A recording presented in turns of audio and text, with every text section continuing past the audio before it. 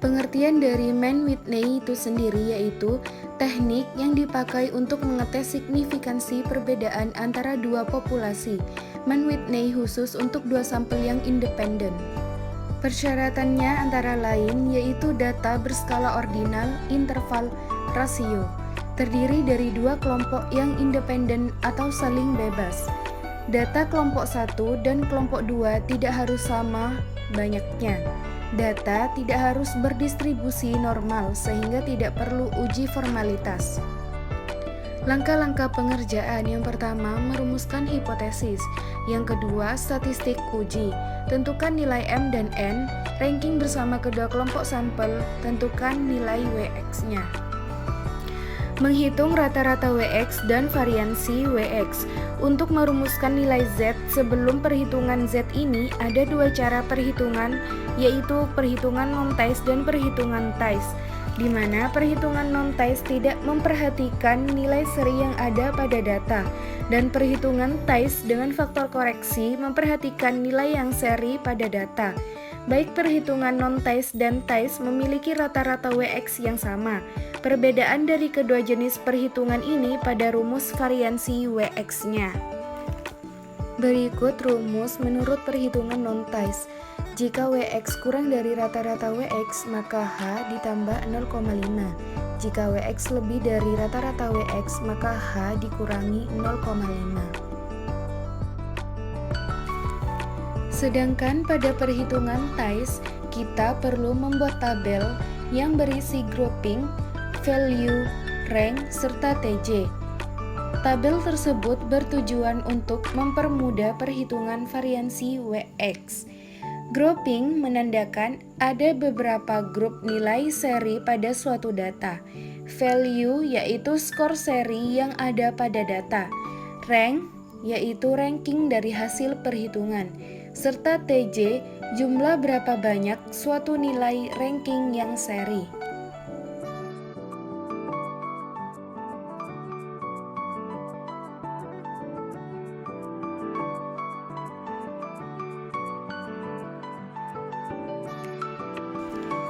Adapun rumus dari rata-rata Wx, variansi Wx, serta mencari Z menurut perhitungan TICE adalah sebagai berikut.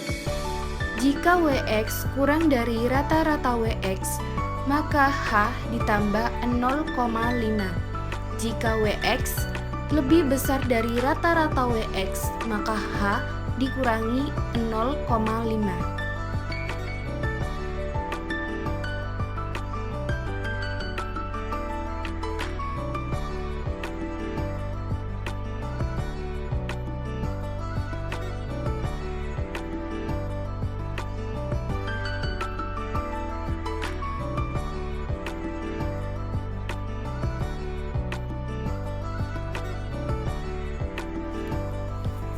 Langkah yang ketiga yaitu menentukan titik kritis untuk sampel kecil dengan syarat jika M kurang dari sama dengan 10 atau N kurang dari sama dengan 10, maka lihat tabel J.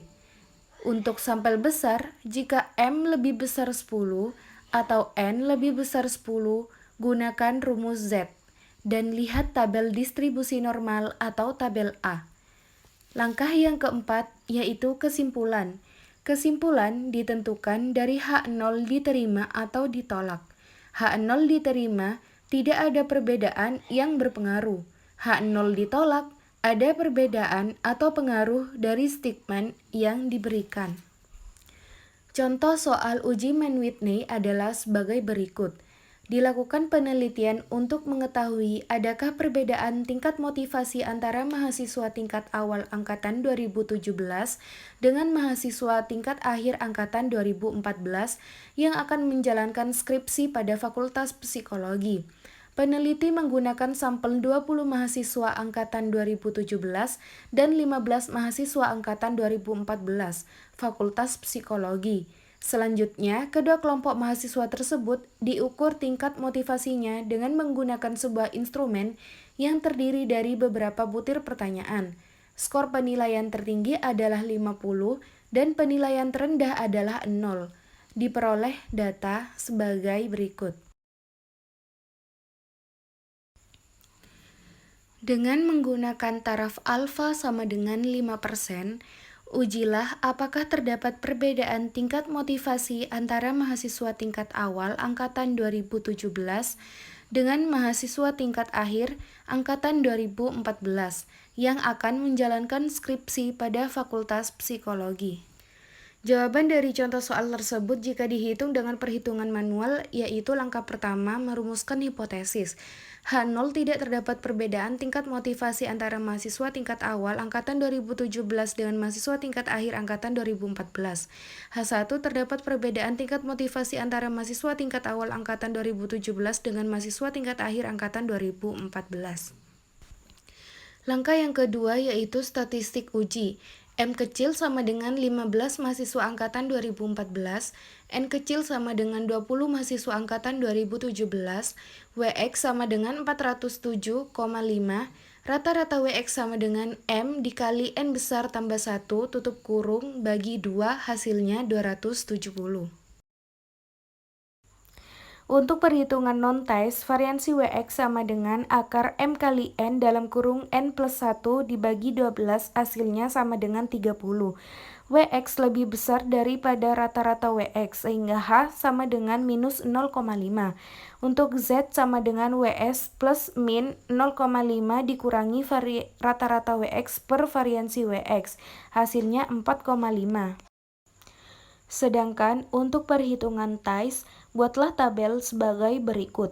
Kemudian, hitunglah sigma TJ kubik dikurangi TJ dibagi 12, sama dengan 2 kubik dikurangi 2 dibagi 12 tambah 2 kubik kurangi 2 dibagi 12 selanjutnya, kemudian mendapatkan hasil 5.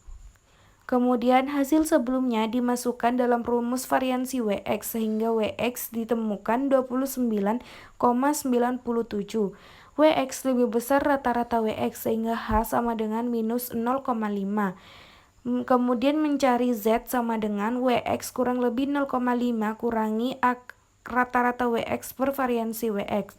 Didapatkan hasil 4,5. Langkah selanjutnya yaitu menentukan titik kritis. Karena Z berada di luar titik kritis yaitu 1,96, maka H0 ditolak. Langkah keempat yaitu kesimpulan.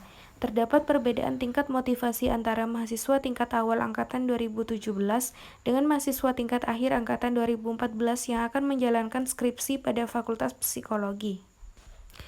Langkah yang kelima yaitu hasil, untuk melihat apakah ada perbedaan tingkat motivasi antara mahasiswa tingkat awal angkatan 2017 dengan mahasiswa tingkat akhir angkatan 2014 yang akan menjalankan skripsi pada Fakultas Psikologi.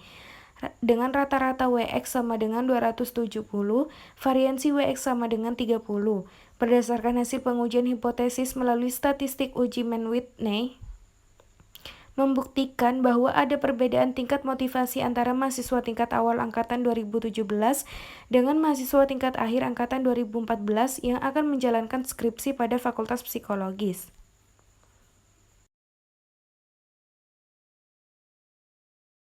Berikut adalah variabel yang dimasukkan ke dalam SPSS. Variabel pertama adalah nomor yang menunjukkan identitas dari setiap sampel. Variabel kedua adalah angkatan dari tiap sampel. Kode 1 untuk angkatan 2014 dan kode 2 untuk angkatan 2017. Variabel ketiga adalah skor motivasi mahasiswa. Kami telah memasukkan data pada data view. Setelah memasukkan data, kita klik Analyze, lalu pilih Non-Parametric Test, pilih Legacy Dialogs, lalu pilih Two Independent Samples. Untuk tes variable list, masukkan skor motivasi. Sedangkan untuk grouping variable, masukkan angkatan.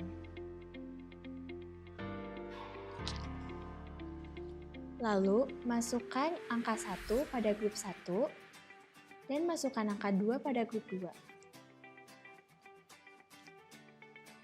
Pada test type, pilih Mann-Whitney, lalu klik OK.